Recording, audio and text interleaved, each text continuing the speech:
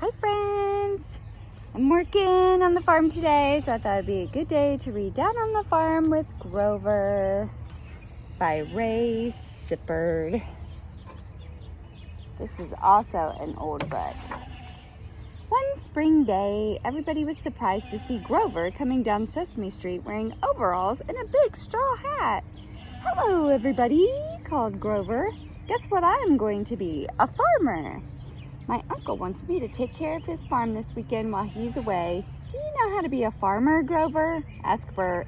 "Oh, I'm sure that being a farmer is easy," he answered. "I, lovable, furry old Grover, can do it." And he waved goodbye.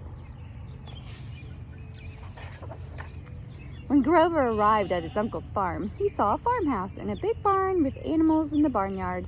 He saw the fruit trees. His uncle also showed him the fields where the vegetables grew every year. "There are so many things a farmer has to do," Grover's uncle told him. "I'll show you what they are." First, Grover's uncle showed him how to give feed to the chickens and ducks and hay to the cows and the horses. And then Grover's uncle showed him how to milk a cow. "Taking care of animals is only part of a farmer's job," Grover's uncle told him. "There's also farm machinery to run, like this tractor and plow. After you've plowed the furrows in the field, you can plant the seeds that will grow into vegetables, such as corn and potatoes and string beans." Finally, after Grover's uncle had showed Grover all the chores to do on the farm, he drove away. "Now I am Grover the farmer," thought Grover as he waved goodbye to his uncle. The next morning, it was time to feed the animals again. "Wait a minute," said Grover. "I bet these cute little animals are tired of all that old hay and oats. I will fix them something special and delicious." So Grover cooked his own favorite foods for the animals to eat. Grover took the food to the barn. "Hello, everybody. Here's your breakfast," he called to the animals.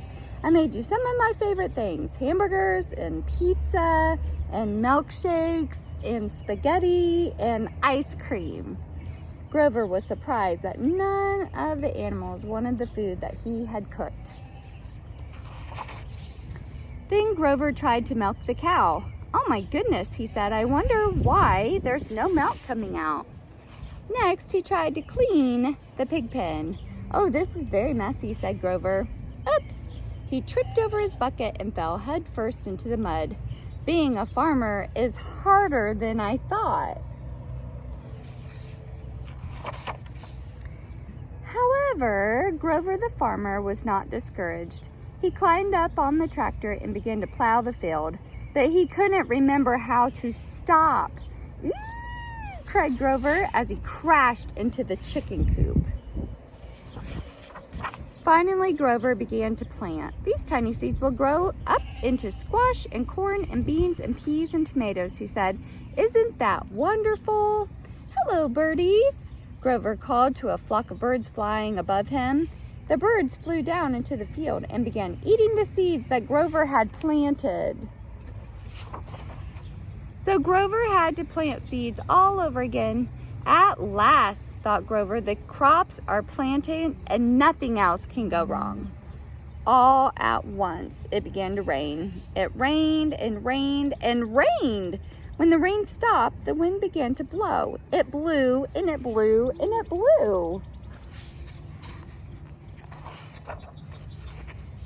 Grover looked at what the rain and wind had done to the farm. "Being a farmer is much harder than I thought," he said.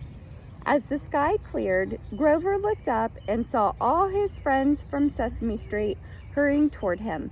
"Oh no," said Grover, "here comes everybody. What will my friends say when they see this mess?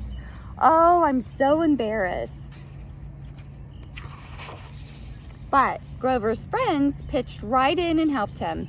And by the time Grover's uncle came home to the farm, everything was all fixed and the chores were almost done.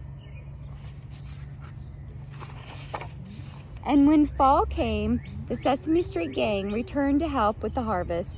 They picked the fruits from the trees and the vegetables from the field. And then they loaded the fruit and vegetables onto the farm wagon to be taken into town to be sold. Oh, I'm a good farmer after all, said Grover. Oh, I'm so proud. The end. Oh, silly Grover. Better get back to my chores, friends. I'll see you again soon. Bye-bye.